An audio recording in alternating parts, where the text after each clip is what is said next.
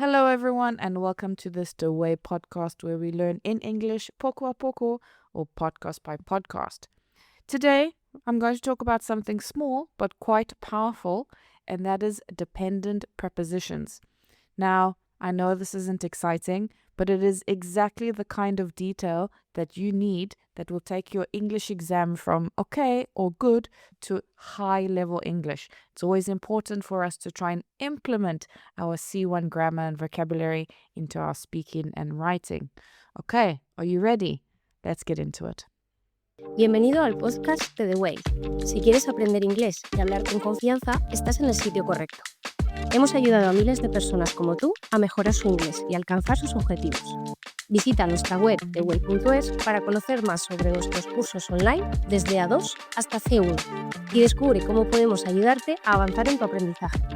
Además, si necesitas una certificación oficial, también ofrecemos la opción de realizar el examen Language Pair cómodamente desde casa.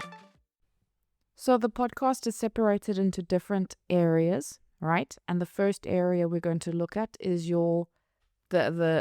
what people are normally saying and how you can use your dependent prepositions to elevate it. So the first one is looking at agreeing and disagreeing.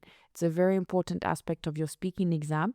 The examiner will say, many people believe that the sun is yellow. Do you agree? And you would say, yes, I agree. Or even worse, students go, yes, I'm agree. Feísimo. Look, of course you can say I agree. There's nothing wrong with this. Please don't say I'm agree. But if you were going to say I agree, certainly please put in extra things. Oh, yes, I fully agree. Or, you know what, I kind of only partly agree. Like you need to elevate the agree or disagree. But if you want to use your dependent prepositions. Actually, before we even go into the agree and disagree dependent prepositions, let's remember what is a dependent preposition. It's different to a phrasal verb. Now, in a phrasal verb, you have a verb plus a preposition, okay? But you change the preposition and it changes the meaning. Like go into, go away, go down, go over, right? You change the preposition and you change the meaning. A dependent preposition is a collocation. They always go together, right? For example, if I say to you, rely, what preposition goes with it? Rely on. If I say to you, responsible, what is following? For. Responsible for, right? So those are your dependent prepositions. Okay, just to clarify. Let's get back into the agree and disagree. So, instead of just saying, I agree, or I completely agree, or I fully agree, you can also say, yes, I'm totally in favor of believing that the sun is yellow, right? In favor of, in agreement with. Now, if you have to do it with a partner, you could say, yes, I'm completely in agreement with Michael, okay? Opposed to. Now, if you want to show a bit of a disagreement, you could say, oh, I'm fully opposed to thinking that. I'm completely opposed to believing that the earth is flat, whatever. And the final one is critical of. You could say, actually, I completely disagree and I am quite critical of people who believe so. Okay, so let's repeat. We have in favor of, in agreement with, opposed to, and critical of. Okay? If you want to look at cause and effect, right? It's kind of like saying because of or because, depending on the context. We can look at another for. We have due to. That's quite common. A lot of students already use due to, which is fantastic. You can also say as a result of. As a result of this, or as a result of the argument, or as a result of the former whatever, or the latter. Remember that former and latter are very nice to use. Just to show that because of this, right? Attributable to attribute to, but you want to use it as an adjective. Attributable to. Now, if you are saying, Aurelia, ¿qué es eso? How do I spell that? Don't worry, we have a downloadable PDF that you can go onto the website, theway.es.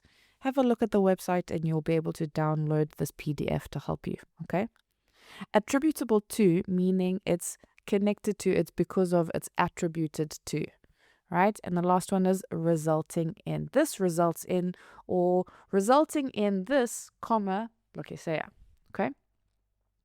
Looking at let me repeat all of them. Due to, as a result of, attributable to, and resulting in. Okay, now if we're looking at problems, now this is really nice that you can use in your writing exam. You can also use it in your speaking exam, but let's focus specifically on your writing. Usually in the writing, the topic is like environment or education or politics and sciences. And often the topic is connected somehow to consequences of something, right? If it could be in your report writing, it could be in the essay writing, but usually you can sort of demonstrate in the advantages and disadvantages, there is a consequence, right? So you could say, exposed to. So you could say, due to the high levels of pollution in the city, many children are exposed to the possibility of becoming sick. Okay? Vulnerable to. As a result of students or young people being at risk, another dependent preposition, at risk of becoming ill due to pollution,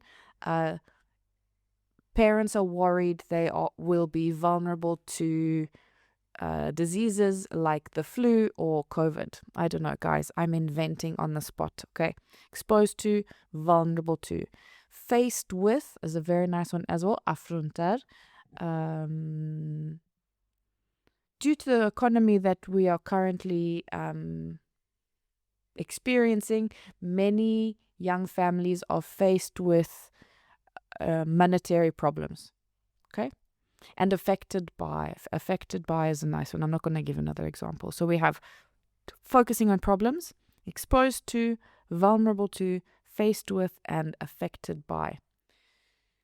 If you want to look on the contrast, like not so much contrast, but like focusing more on like, actionable vocabulary for solutions and responsibility, we can say responsible for, that I mentioned earlier. You can say accountable for, which is also nice when someone needs to be accountable for their actions, which is the same as responsible, I guess. A solution to this problem, solution to, right? And the approach to. The approach to dealing with this problem is blah, blah, blah. Okay. Responsible for, accountable for, solution to, and approach to. Right? These are all fantastic options. Looking at comparison. Now, especially in the Cambridge exam, in the writing of the essay, part 1, usually the structure goes, you have 3 options, you choose 2 of the options, and then you decide which one is the best, or which one is more important, or which one is more effective, or which one, lo que sea, or whatever. Right? These are quite nice. Superior to or inferior to. You could say, well, the first option that we have is vastly, or you could say far is better, far superior to the second option, or inferior. You could say preferable. Preferable is preferable. Some people say preferable. Preferable or preferable. I can't think of. McDonald's is way more preferable. You can't put informal with formal, Aurelia. Highly, there we go. So McDonald's is highly more preferable to Burger King, in my humble opinion, right? And the final one is an alternative to. We can also look at an alternative to this with blah, blah, blah. Okay, so you have really good ways to easily add and easily implement parts of your grammar and vocabulary for C1 in an easy way, which is just the dependent prepositions. Okay, so let's go over comparison again. We have superior to, inferior to, preferable to, and alternative to. The last one is linking ideas. Now, linking ideas is always important, especially for your writing, right? You know this. I don't have to tell you. We have in relation to, with regard to, in terms of, and in response to. Now, guys, at C1 level, I wouldn't focus on phrasal verbs, personally speaking. Maybe another teacher will tell you something different. But B2 is more like a B2. Phrasal verbs are more like a B1, B2 level sort of learning aspect, right? Of course, you can use them in your exam. Sometimes there is no better way to describe something. So you can use your like more formal or more neutral phrasal verbs like will end up in or will run out of. Okay, so sometimes using phrasal verbs is necessary. But the more impressive vocabulary aspect is the dependent prepositions. Okay. Now, let's just look at the difference between some sentences. So I want to give you some examples of how to function. So I'm going to give you the basic version and then the more advanced version. And I want you to feel the difference. There's like a flavor difference. The vibe is more academic. Okay. So let's start with the basic. People are stressed because they work a lot, right? This sounds better. Due to increasingly demanding jobs, people experience higher levels of stress. Okay, let's go with the basic. I agree with this idea. I agree with this idea. You could say, yes, I'm 100% in favor of this idea. Right? The basic. This is better than that, whatever. A is better than B. McDonald's is better than Burger King. Coca-Cola is better than Pepsi, right? You could say, well, I certainly believe that this is preferable to that. Okay? One final option example for you guys. People have problems with social media. Vrojo. Let's go with young people are increasingly exposed to social media pressure. Much better. Oh, like a little bit more like if I was Spider-Man, my spider senses would be like... Guys, if you don't know that Spider-Man has spider senses, ahora lo sabes. Okay, let's go with an example of a bit of a like a mini essay sentence, okay? So I'm going to give you the B2 version. No, before I give you the B2 version, let me explain something clearly to you. In C1, students think that if they give a perfect writing, then it's fantastic.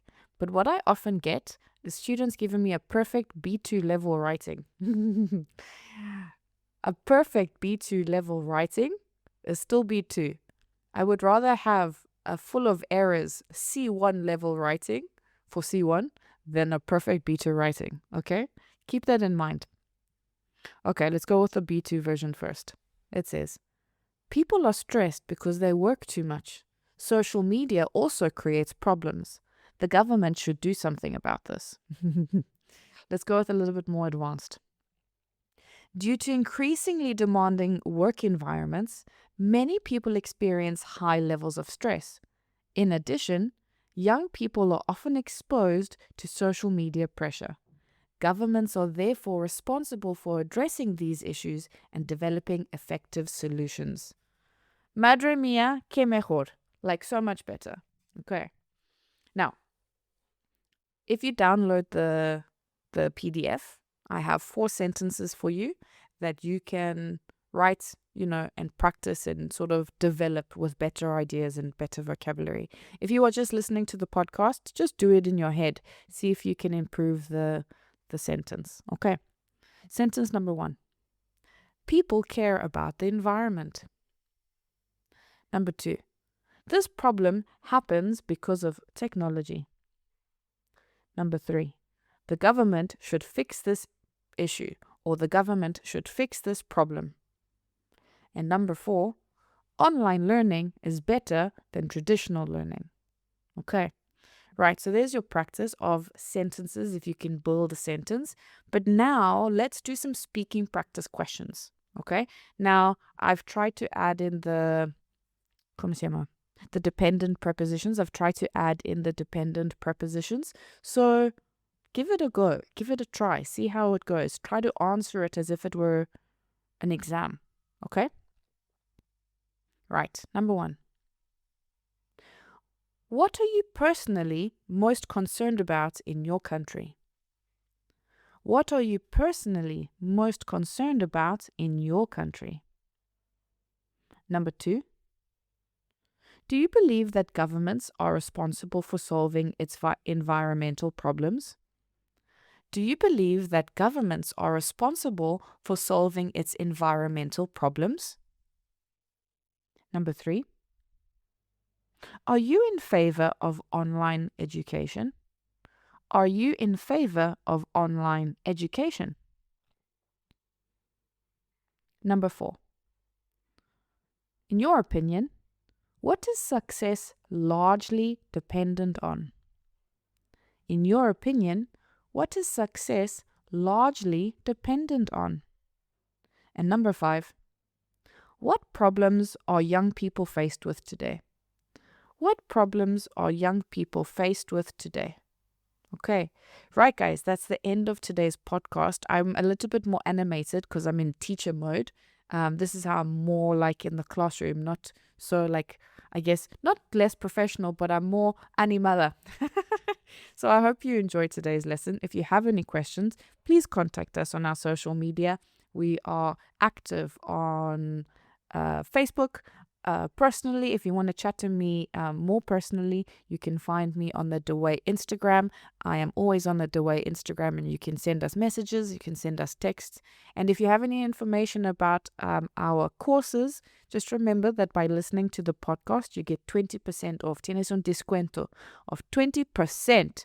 It is POD20, POD 20, if you put it into our courses. And please remember that between now, if you are listening in 2026, in May, we have May and June, where you can have speaking classes for 45 minutes of only €10. That's currently our special. Okay, right, guys, if you are just interested in listening to the podcast, then I guess I will see you next week. Enjoy. I'll speak to you soon. Si disfrutaste de este episodio y quieres llevar tu inglés al siguiente nivel, te invitamos a descubrir nuestros cursos online en thewell.es, diseñados para mejorar tu fluidez y confianza en situaciones reales. Hemos ayudado a miles de personas como tú a transformar su aprendizaje. Visita ahora thewell.es y realiza nuestro test de nivel interactivo de manera gratuita. Además, si necesitas una certificación oficial, también ofrecemos la opción de realizar el examen de Mid-Third cómodamente desde casa.